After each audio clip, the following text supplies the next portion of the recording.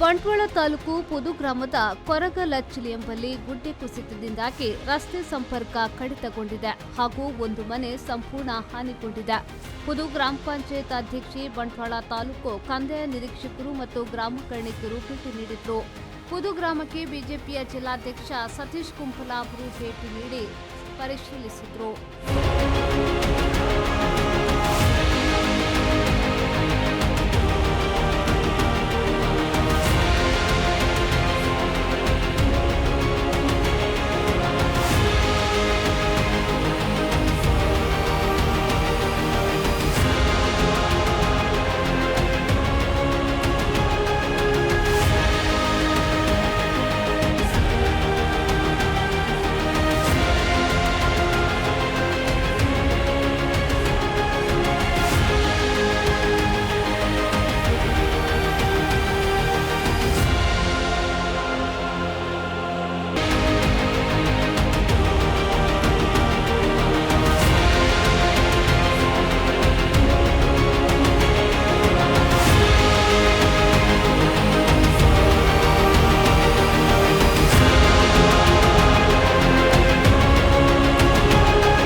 ಸನೀಪ್ Salian, B4 news, Bantwal.